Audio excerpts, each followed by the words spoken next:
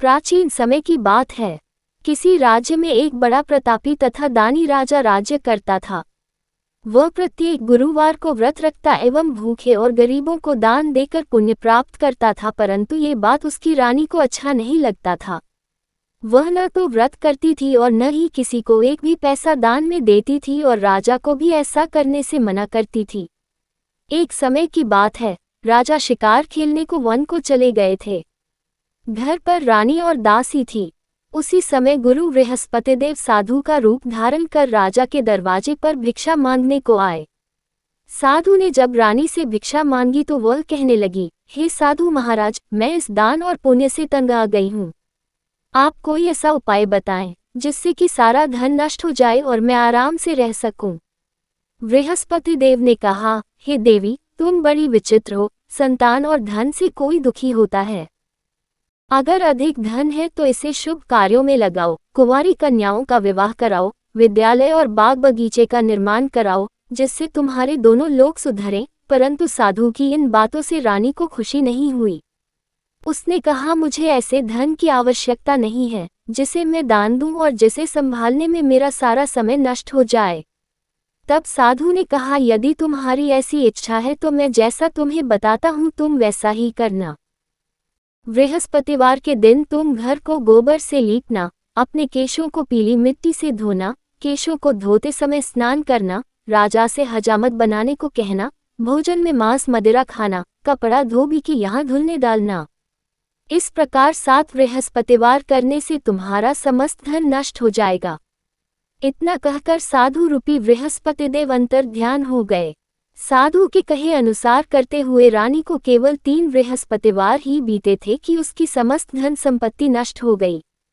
भोजन के लिए राजा का परिवार तरसने लगा। तब एक दिन राजा रानी से बोला, हे रानी, तुम यहीं रहो, मैं दूसरे देश को जाता हूँ, क्योंकि यहाँ पर सभी लोग मुझे जानते हैं, इसलिए मैं कोई छोटा कार्य नहीं कर सकता। ऐसा कहकर राजा परदेश चला गया। वहां वह जंगल से लकड़ी काटकर लाता और शहर में बेचता। इस तरह वह अपना जीवन व्यतीत करने लगा। इधर राजा के परदेश जाते ही रानी और दासी दुखी रहने लगी। एक बार जब रानी और दासी को 7 दिन तक बिना भोजन के रहना पड़ा तो रानी ने अपनी दासी से कहा, हे दासी, पास ही के नगर में मेरी बहन रहती है।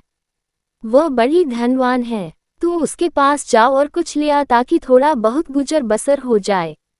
दासी रानी के बहन के पास गई। उस दिन बृहस्पतिवार था और रानी की बहन उस समय बृहस्पतिवार व्रत की कथा सुन रही थी। दासी ने रानी की बहन को अपनी रानी का संदेश दिया, लेकिन रानी की बड़ी बहन ने कोई उत्तर नहीं दिया। जब दासी को रानी की बहन से कोई उत्तर नहीं मिला तो वह बहुत दुखी हुई और उसे क्रोध भी आया। दासी ने वापस आकर रानी को सारी बात बता दी। सुनकर रानी ने अपने भाग्य को कोसा। उधर रानी की बहन ने सोचा कि मेरी बहन की दासी आई थी, परंतु मैं उससे नहीं बोली, इससे वह बहुत दुखी हुई होगी। कथा सुनकर और पूजन समाप्त कर वह अपनी बहन के घर आए और कहने लगी, हे बहन, मैं बृहस्पतिवार का व्रत कर रही थी।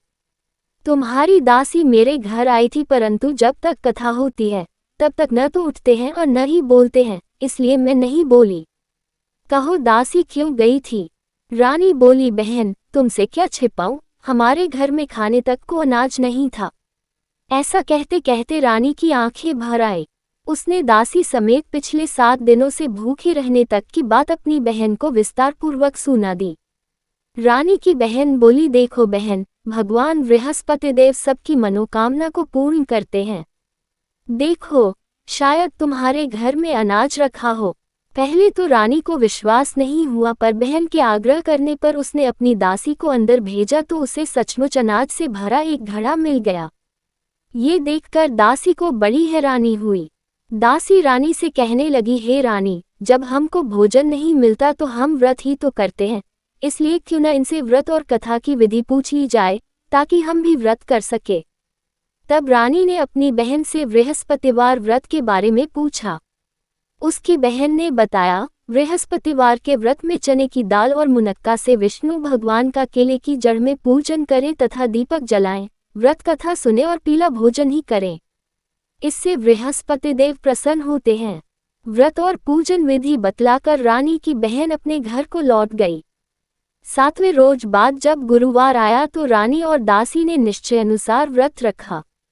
घुड़साल में जाकर चना और गुड़ बीन लाए और फिर उसकी दाल से केले की जड़ तथा विष्णु भगवान का पूजन किया। अब पीला भोजन कहाँ से? इस बात को लेकर दोनों बहुत दुखी थे। चूंकि उन्होंने व्रत रखा था इसलिए गुरुदेव उन पर प्रसन्न थे, इसलिए वे एक साधारण व्यक्ति का रूप धारण कर 2 थालों में सुंदर पीला भोजन दासी को दे गए। भोजन पाकर दासी प्रसन्न हुई और फिर रानी के साथ मिलकर भोजन ग्रहण किया। उसके बाद वे सभी गुरुवार को व्रत और पूजन करने लगी। बृहस्पति भगवान की कृपा से उनके पास फिर से धन संपत्ति हो गया, परंतु रानी फिर से पहले की तरह आलस्य करने लगी।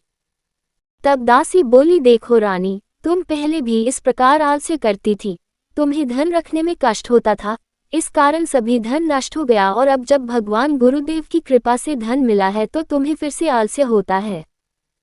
बड़ी मुसीबतों के बाद हमने ये धन पाया है, इसलिए हमें दान पुण्य करना चाहिए, भूखे मनुष्यों को भोजन कराना चाहिए और धन को शुभ कार्यों में खर्च करना चाहिए, जिससे तुम्हारे कुल का यश बढ़ेगा, स्वर्ग की प्राप्ति हो और पितर प्रसन्न हो। दासी की बात मानकर रानी अपना धन शुभ कार्यों में खर्च करने लगी, जिससे पूरे नगर में उसका यश फैलने लगा।